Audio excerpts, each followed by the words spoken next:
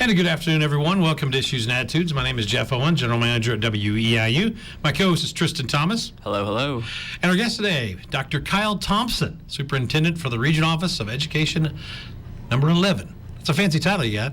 Yeah. Thanks for having me. I appreciate you coming in today. Kyle, I think before we get into some of the details of what we want to talk about, can you give us a little background on your job and a little bit about you? Sure.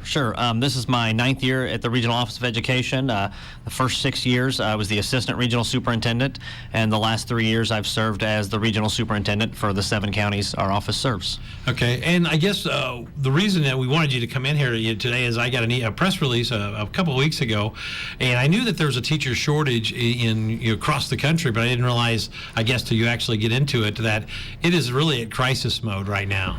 Yeah, it's pretty serious, and it's something that has been around now for several years, and every year it's getting worse. And again, a nationwide problem, and it's felt nowhere more than it is right here in rural downstate Illinois.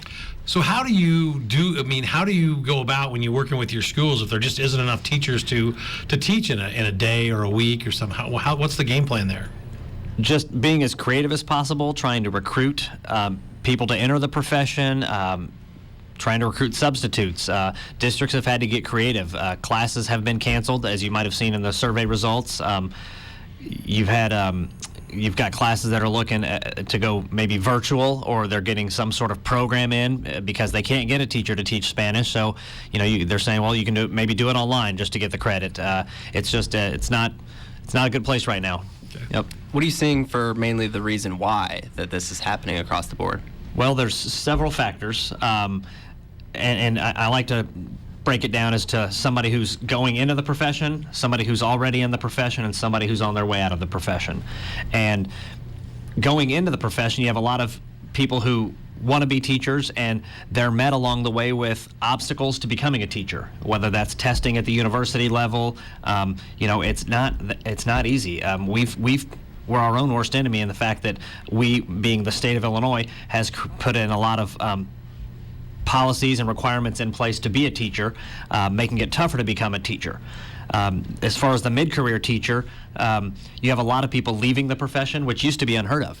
You'd go teach somewhere, and you'd teach usually in one place for the rest of your life, and that's where you became just a legend. Everybody knew Miss So-and-so. She was there for 30 years, and you have a lot more mobility with teachers now. And you have people leaving mid-career because of the mandates that are being forced on us at the state level, the pressures of the classroom, the testing and the emphasis on testing, and it's our students are coming to us a lot more.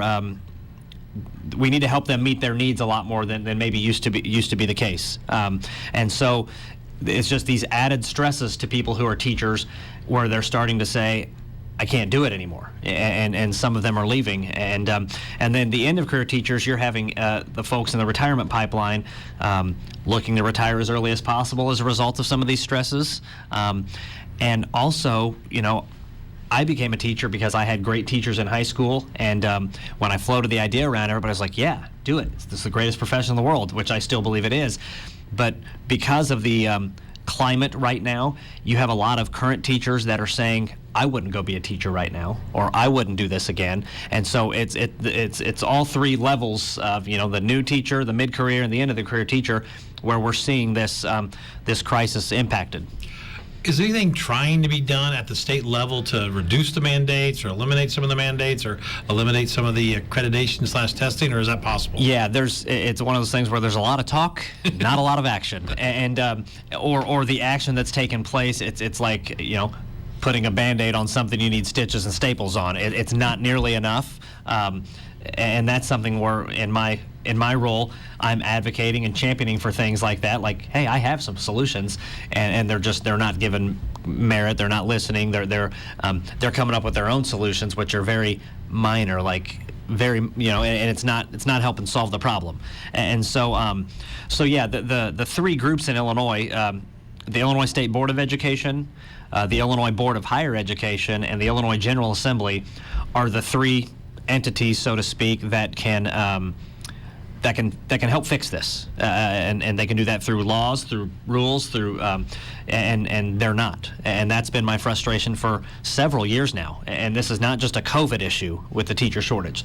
This was taking place and starting long before COVID, and those three agencies, they're not taking it serious enough, or they're playing politics, and it's just in Illinois. Yeah, believe it or not. That's also, and I'll go back to the mid-career teacher leaving and people not entering. We've had a lot of teachers in our region specifically, but everywhere in the state, that are the politicalization of education, the last, you could say decade, but definitely the last 4 or 5 years, it's really run a lot of people off.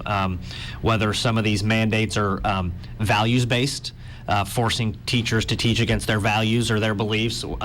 It's more agenda-driven policy now coming to schools that used to not exist, and just everything is under a microscope, and what you teach and how you teach it and how you talk about it, and it's just creating this pressure it's running teachers from the profession. Mm-hmm.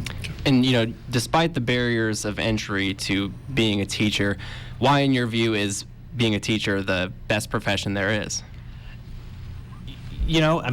It's where you can have a positive impact on kids, and I always said, teaching's great if you can just close your door and block everybody else out, block out the mandates, block out the politicians, heck, even block out the administration. Just close the door and be with your 24 students, and that was the highlight of my teaching time. I loved that, just being in the classroom and influencing and having discussion and providing, an alternative view, and just,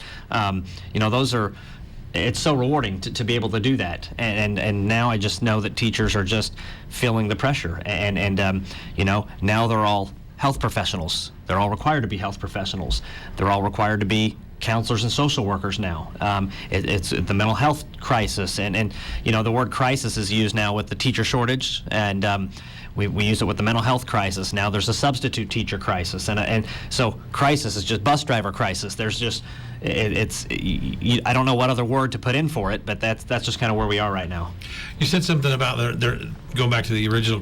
My question was, they're not listening. So I guess, could you give us some tidbits of what Kyle Thompson would do if you could, we always say wave that magic wand and not put the Band-Aid on it, but actually stitch it up? Yeah. So something I've been championing the last several years is the elimination of the EdTPA. And that's a test that we successfully, it's an assessment that's required during student teaching, and it's costly, and it's where an online portfolio is submitted to somebody who evaluates it in another state or even country, and they're determining whether or not a teacher gets licensure, but you have to pass that in order to get teacher licensure. So you can actually go through 4 years of college, you can practice in your practice classrooms, you can get A's in all your classes, and then you can have somebody at the end still say you can't be a teacher. And I think that is wrong. I think if they don't want you to be a teacher, then your professor should let you know, who see you every day or every week, that your practicum teachers that you practice with and get experience with, that they should let you know that you're doing something wrong. Here's what you need to do.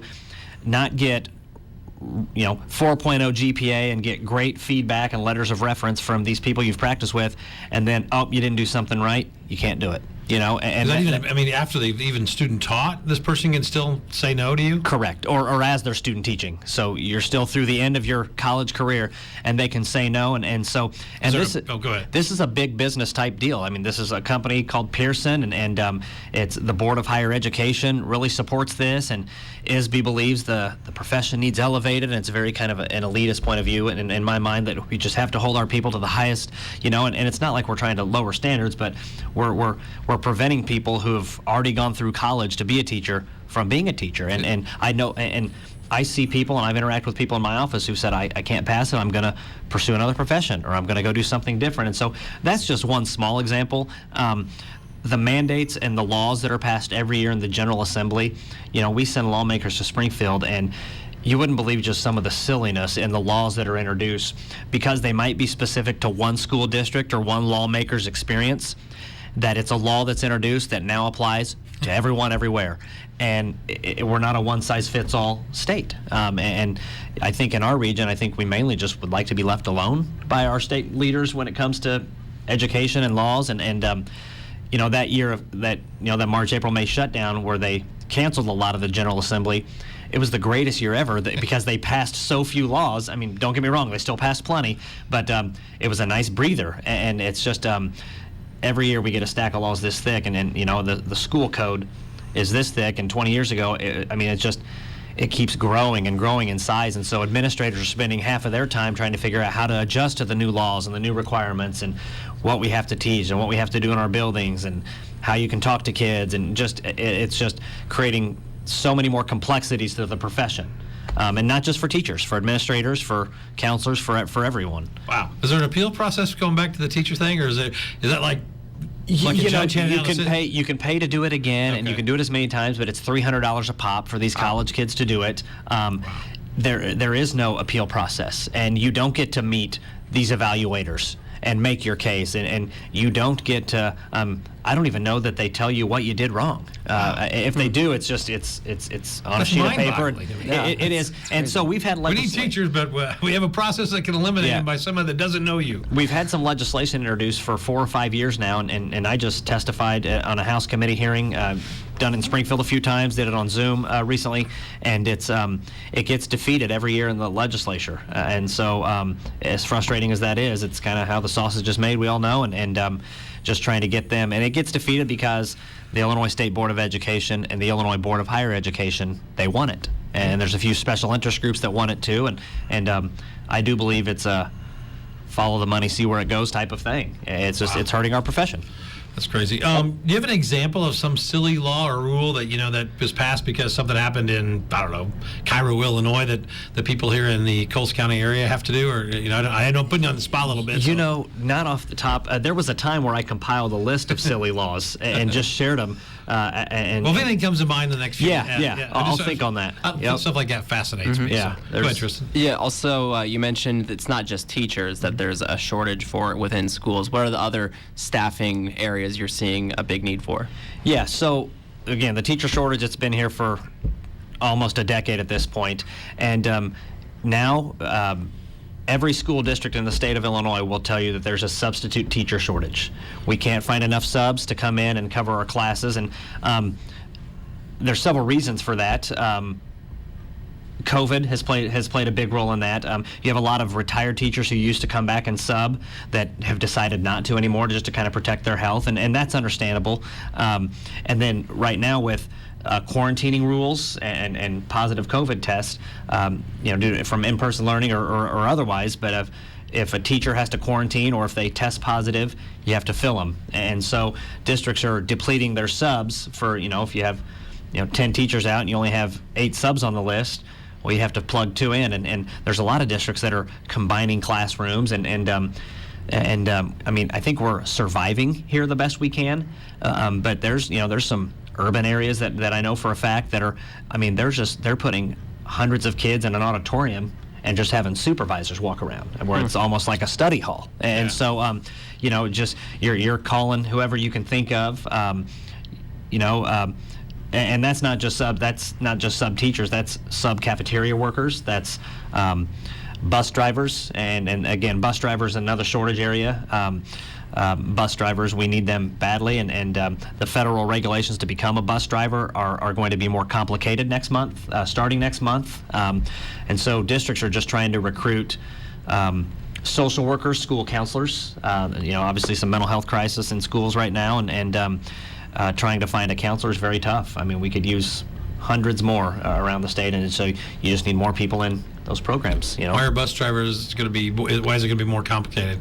Yeah, it's a new federal laws, federal regulations changing. It's going to require the training courses to last longer, just more bureaucratic hoops to jump through. It really is, and it's funny because but still no mandatory seatbelts. Correct. No mandatory seatbelts. Yeah. Huh. Although a lot of newer buses are starting to have them. Okay. I walked along a bus the other day and I noticed seatbelts on all the seats. I was like, wow, there are seatbelts now in some of these newer buses. But yeah, it just kind of defies logic. Where the teacher shortage, like we need more and more teachers, and we're making it tougher to become a teacher. And we need more bus drivers. now we're making it tougher to become a bus driver. It's like the opposite of supply and demand, or whatever you want to say. I mean, it's just it's counterintuitive. It doesn't make sense. Wow. All communities in Illinois are affected by teacher shortage, bus shortages. So I guess, how to take us to, let's just say we pick Charleston High School, Matthew High School. Sure. When they know that 12 people are not being able to teach today, they only have 8 subs. So, I mean, do they call in like you, or do they, what's it work? How's that work? No, they, like I said, I've said the word survival. I talked to a principal last week who said that he's been in the classroom for a week and a half straight. So you have your principals, your building leaders that are teaching a class for, a week and a half straight. I think they're just, they're getting creative. They're moving teachers on their prep period into the classroom, or they're calling in somebody else to swap or cover periods. They're just getting creative. They're problem solving. And also, I guess it can't be good for the student either, right? Because No. One teacher teaches this way, and you have a sub comes in who maybe, I'm not gonna say they don't care as much, but they're not as vested as much, and they may not know that subject as well. So Yeah, you're missing that consistency, Yeah. that normalcy, that the content knowledge expert is the teacher, not the sub. So you are. I mean, anytime a teacher's gone. Yeah, you are. It is a loss, even in regular times, not COVID-related times. I'll be honest. Sometimes my sub plans were put on that movie, have them fill out. Yeah, I mean, so it is a step backwards whenever a sub is in the classroom, and so. But like I said, we need more subs, and we need more teachers. We need more everything right now in our schools. Well, I guess since we're standing on the campus of Eastern Illinois University, which has always been known for supplying teachers Yeah. to the great state and the area, what could EIU do? Or, when you think about it, what can we do better? I think they're on the right path here. Just being creative and trying to develop some more just different options to becoming a teacher, different routes. I know they've got some cohorts started for paraprofessionals. So if you're a teacher's aide now, you can kind of go through a path through Eastern to becoming a teacher. I say for the longest time now, more online options. There's a lot of people who want to go to school as a second career, like they've done car sales for a decade, and they're like, you know what, I think I'll change to become a teacher, and they won't, or they're unable to leave their job and go sit in classes at 8:30 and 2:15 4 days a week, like your 18 to 22 year olds. And so finding an option for people to become a teacher on their own time, whether it's evenings, weekends, online, that's something that I'd like to see happen in the future, where an entire program 100% could be online, and then they arrange classroom experience, and just something quicker too. A 4-year route, we need them quicker. And like I said, they've come up with a lot of things, and they're I know they're being active as they can, but I also know that they're hamstrung a little bit by the regulations of the Board of Higher Education, where their higher ups have rules and laws and regulations to being allowed to do that. So I think they're being as creative as they can be here at EIU. It's just they're kind of hamstrung by their own higher-ups. Okay. Are there differences between someone becoming a substitute teacher, or are there different requirements for being a full-time teacher, or are those just the same requirements? No, to become a substitute teacher, great question. It used to be you had to have a bachelor's degree, and you can apply. You can apply through our office or through the local school district to become a substitute teacher. And I'll say this is one thing the state got right about 4 or 5 years ago. They created what's called a short-term sub, to where if you had 60 college credits, you could get your sub license, and you could sub for 5 days or less in one classroom. But I'll be honest, what we're doing now is we're finding people with 60 hours or associates, and they're getting their short-term sub license, and they're still being used as full-time subs. So I mean, we're again, survival, and sometimes you got to bend the rules a little bit. But but it's just so now you can get a sub if you have 60 college credits, and so just finding folks that have the 2 years experience. And there's some folks that'll say we need to be able to hire anyone as a sub we want. As long as they pass the physical and the criminal background check, regardless of college credits, because there are some community members in some of these small rural towns that don't have any college experience, that believe they could sub, or that they would, hey, so-and-so's really good with kids. Yeah, if someone was a bookkeeper for 25 years. Exactly. I mean, Yep. And so, so that's something that I wouldn't mind seeing. If like I said, if your criminal background check is good, your physical is good, and the district leaders that are hiring you trust you to do that, but we're not there yet. Now, would I say that happens? Probably. Do I know who and where? No, and they don't want me to know, because one of my jobs is to make sure they're doing it right. And so, but desperate times call for desperate measures, and we're definitely there. So we're talking to Dr. Kyle Thompson about the teacher and substitute teacher crisis in Illinois. We got about 8 minutes left, and I think it's. Is it funny? Is it ironic? I don't know what the word is, Tristan, but we've talked about this need for teachers, but you haven't brought up pay. So I've always heard that pay is an issue in benefits, but is it or isn't it? You know what? Great question. It is. And a couple of years ago, some legislation was introduced and passed to where the minimum starting salary for teachers needs to be $40,000 by I think it's 23 school year, maybe 22, 23 school year. And so it's a phase in. Like if a lot of minimums in this area might have been 32 to 34 as you're starting, and now they've got to be, it's over 37 starting, and I think it's the next year or two where it does have to be 40. Personally, in talking with teachers, I don't think that's what's running anybody off from the profession. But I think it's, again, the stresses and the demands of the job and the burdens placed on the teacher who just wants to teach. But pay is definitely something now that is more, that's more on the radar, given inflation the last year or two, and what you see happening in the private world, or the private sector. You do see salaries going up all around you if you're a teacher, and yeah, you want to. I mean, so it is a factor, and a lot of teachers. I mentioned that teachers are now leaving more than they used to. Like, you'd get into one district, you'd spend 30 years there. Well, now you're seeing teachers leave more because they are getting more money. I mean, a different district. Yeah, what's the threshold? Will you leave to go to the neighboring district for $2,500 more a year, or is it 10 grand? Can they offer you 10 grand if they're a bigger district? And so it is our smallest rural schools that are most impacted by this. Their teachers leaving to go to maybe even a medium-sized school, and then maybe the medium-sized schools losing teachers to go to the bigger schools to where you can make more. But something to weigh, like you can probably make more money maybe if you wanted to go to Urbana and teach. But that obviously comes with a different set of pressures and stresses in the job. And so I think just finding contentment where they are, whatever, teacher A, teacher B, where they want to be, is important. But while I don't think pay is the number one reason people are not entering the profession or are leaving the profession, I don't at all, it certainly is a factor. Yeah. And then is there much of a discrepancy between like a full-time teacher at a school district versus someone who's subbing regularly, 4 or 5 days a week? Yeah. So, I mean, your teachers are all going to have contract or negotiated bargain salary agreements and pay scales at all of our school districts, and they go through that process every year, every couple of years.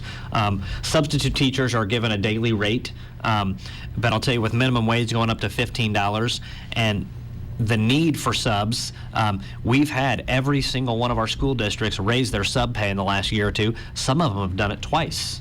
A lot of substitute teacher rates used to be $75, $80, $85 a day, and now we're seeing them at $100, $105, $110. We have one district that's at $130. The highest in our region, we have one district at $130.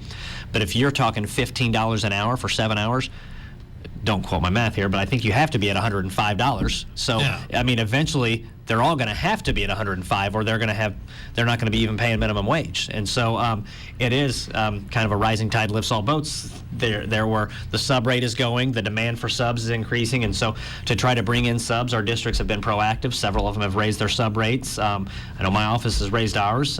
We were 80, 85, and we're 100 now. And so it's, some districts around the state, they're at 150, 200, for subs. And it's just, you can still make it very good. I mean, if you're somebody looking for work, you could sub as almost a job, whether it's a second job or your only job. It's definitely something that's on the rise there. That's crazy. Yeah. How do we get more young people? Because that's where they're going to have to come from, young people. I mean, they are, to get into teaching. Is it start at the first, second, third, or what's? It's a great question. A lot of our schools have established and are creating grow your own, to where they might start teacher clubs in their high school for folks who want to be a teacher, kids who want to be a teacher, and trying to harness that and saying, hey, like, we'll help you. We want you to come back here and teach. So where like a Mattoon graduate might come back and teach in Mattoon or Charleston or Shelbyville or wherever, where they can say, hey, we'll assure you a job here when you get out of college, if you do a couple of these things. Or I think offsetting cost. I mean, if you're going to incur, some what it costs to go to school to become a teacher, like, hey, if you come teach here, like, we can offer some reimbursement for some of your tuition that we're going to have to continue getting creative, and I think that's very important. And some of this is generational differences. We're dealing with millennials and Generation Z and the younger, and these are folks who will bounce job to job to job, whereas your baby boomers they wouldn't. It was one time, and so. I think the profession has changed and needs to continue to evolve to kind of stay with the times of their workforce, if that makes sense. Yeah, it does. That's a great answer. I saw over the weekend where a school district, and I don't remember if it's in Illinois or out, was thinking about going to a 4-day school week. Yeah, you are seeing that around the country. In fact, somebody last week said, throughout this pandemic, is education, is schools, are they the only thing that hasn't changed? The other workforce, whether it's remote working, whether it's, and I know you can't do remote learning as well. I mean, that's been proven. But what's education doing to be innovative and forward thinking here? And Colorado, I think 75% of school districts in Colorado are on 4-day school weeks. South Dakota, 4-day school weeks. It's there are possible. other models out there. Oh, for sure, yeah. for sure. Around the country, there's been a lot of talk about balanced calendars where you go to school year-round with maybe 3-week breaks in between the quarters, as opposed to having that big gap of summer. And a lot of that's learning related, like you minimize learning loss by doing that. And so creativity in the calendar is important. 4-day weeks, could maybe solve some transportation issue problems, but your families are thinking, well, how does that fit in if I have a 5-day week? And so it's all about, the school calendars. It's based off of the agrarian calendar and farmers, and 100 years old, and we're still doing it the way we've always done it. That dreaded phrase. And so the creativity there is something maybe we need to look at. We need to evaluate. We have a minute left, Dr. Thompson. Any last questions there? No, that's all I have. Okay. Let's talk a little bit, about how to word it, but I really think the students are the ones that we're not talking enough about today. Mm-hmm. How does it, when you talk to students or talk to parents, how is it really affecting them? How is what, the shortage? Yeah, the shortage and the change, just constant change as a teacher. It's tough, and like I said, you've seen maybe a lot of graphics on the social media about how, it's been 3 years now since we've had a normal school year. Yeah. And so the combination of the shortage and COVID, it's like education, it is in disarray right now. It is a challenge. Quarantine, testing, mental health, see the counselor, solve the problems, and if you're lucky, you get to algebra, and so, and that used to not be the case. Like when we all send our kids to school because we want them to get an education and learn reading, writing, arithmetic, and there's it's more whole child focused now, and we just have to keep at it. Well, we can keep going on, but we're out of time. Thanks for coming in, Dr. Thompson. It was great to meet you, and I think we'll probably have you back and continue this discussion. Yeah, I'd love to come back. This went by fast, so It did, so. we'll see you. All right, thank you. Everybody have a great day.